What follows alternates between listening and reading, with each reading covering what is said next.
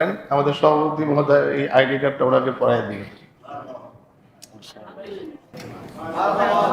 সবাই আলহামদুলিল্লাহ বলেন। আমার রেকর্ডে আছে আমি 22 জন ইমাম সাহেবকে হজে পাঠানোর পিছনে আমার অবদান আছে।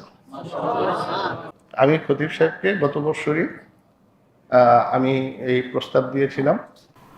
বিশেষ করে আমাদের মসজিদে যিনি সেক্রেটারি আমাদের খন্দকার মোহাম্মদ আবু সালেহ ভাই, গত বছর উনি আমাকে ঠিক এরকম সময় এই 2-3 দিন আগে, ওনার ফ্লাইটের 2-3 দিন আগে আমাকে বলতেছিলেন যে হুজুর চলেন না হজ করে আসে।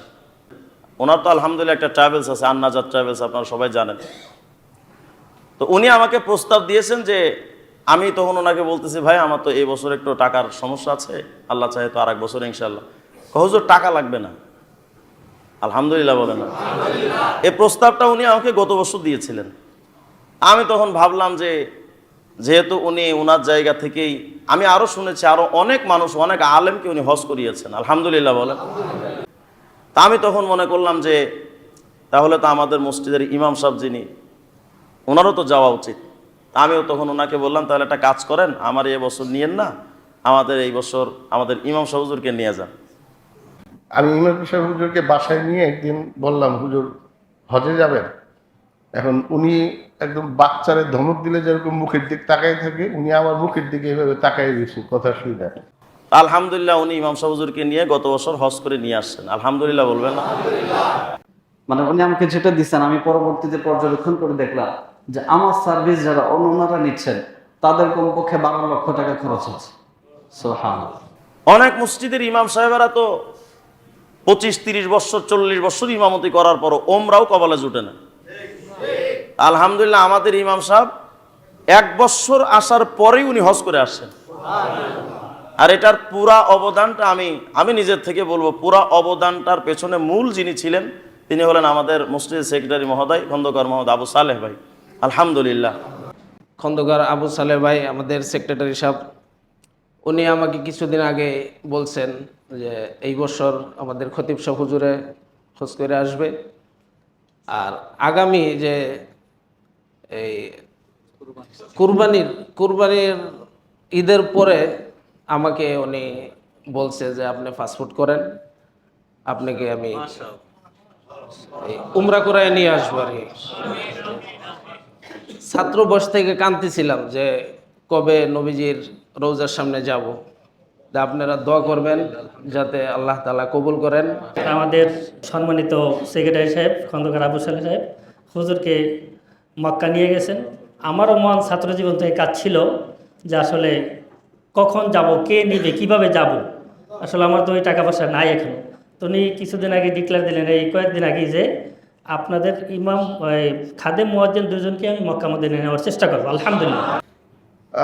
আমাদের খতিব সাহেব হুজুর এই মাত্র বললেন যে আসলে আমি 2007 সন থেকেই আমি এই হজ ট্রেডে আমার ব্যবসা। আমাদের এই দক্ষিণগাঁও নন্দীপাড়ায় আমার রেকর্ডে আছে আমি 22 জন ইমাম সাহেবকে হজে পাঠানোর পিছনে আমার অবদান আছে।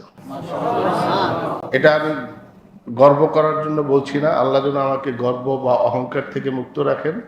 আমার চেষ্টা ছিল, আমি চেষ্টা করছি এই জন্য এই কথাটার ব্যাখ্যা হিসাবে যে আমি তাদেরকে নেতা মনে করি, আমার চাইতে আমি তাদেরকে যোগ্য মনে করি, যে কারণে পরকালে যেন আমার নাজাতের উসিলা হয়ে দাঁড়ায়।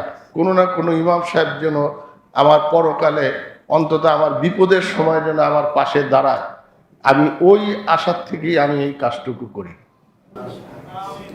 অন্য আর কোনো উদ্দেশ্য আমার নাই, এটা পরিষ্কার কথা। এই বছরও আমাদের যে খেয়াল যে খতিব সাহেব যাবেন, মাঝখানে কোনো আলোচনা ছিল না। রমজানের পরে বোধহয়, রমজানের পরে আমি বললাম যে হুজুর কি করবেন, আপনি কি হজে যাওয়ার জন্য মানসিক প্রস্তুতি আছে? ওনার কিন্তু নিবন্ধন নেই, প্রাক নিবন্ধন নাই। বললো যে হাসি দিয়ে বললো, ওনার বিখ্যাত হাসি যেটা দিয়ে মানুষ পাগল করে, প্রায় জি সুযোগ পাইলে তো যাব। আমি বললাম যে শুক্রবারে পাসপোর্ট নিয়ে এসেন। শুক্রবারে পাসপোর্ট নিয়ে আসছে। আলহামদুলিল্লাহ, আল্লাহ পাকের মেহেরবানি, আল্লাহ পাক কবুল করছেন। একজন হজে যাওয়ার জন্য যেই প্রাথমিক যেই প্রস্তুতি এজেন্সির, এগুলি ওনার শতভাগ কমপ্লিট হয়ে গেছে। আগামী 21 তারিখে আমাদের খতিব সাহেব হুজুরের ফ্লাইট, এক ফ্লাইটে আমাদের 152 জন হাজি, একটা ফ্লাইটে। এবছর 333 জন। তো একই ফ্লাইটে 21 তারিখে সন্ধ্যা 6টার ফ্লাইটে 152 জন। এর আগের ফ্লাইট হলো 20 তারিখে। আমি 20 তারিখে না, আমি 21 তারিখে খতিব সাহেব হুজুরের সাথে যাচ্ছি, কারণ আল্লাহর দরবারে ওনার এই চিত্রটা, ভিডিও চিত্রটা পুরোটাই ওনার সাথে ধারণ করতে চাই, যেন পরকালে আমি দেখাইতে পারি। সম্মানিত হাজিরিন, হজের যেই সার্টিফিকেট, যেটা আইডি কার্ডটা আমার হাতে হুজুরের কমপ্লিট, এবং ওনার মক্কার যে রুম নাম্বার, মক্কা মদিনার যে রুম নাম্বার, সেটাও এখানে দেওয়া আছে। ওনার এখান থেকে ওনার এগুলি কমপ্লিট। আমি এখন আমাদের মসজিদের সভাপতি মহোদয়কে বলবো যে আইডি কার্ডটা আমাদের খতিব সাহেব হুজুরের গলায় পরাইয়া দেওয়ার জন্য। যেহেতু সভাপতি মহোদয় আমাদের মুরব্বী, আমাদের কমিটির মুরব্বী, এই জন্য আমাদের সভাপতি মহোদয় আপনাদের সামনে আজকের এই চিত্রটা যেন আল্লাহ পাক কবুল করেন, আমাদের সভাপতি মহোদয় এই আইডি কার্ডটা ওনাকে পরাই দিয়ে। সবাই আলহামদুলিল্লাহ বলেন।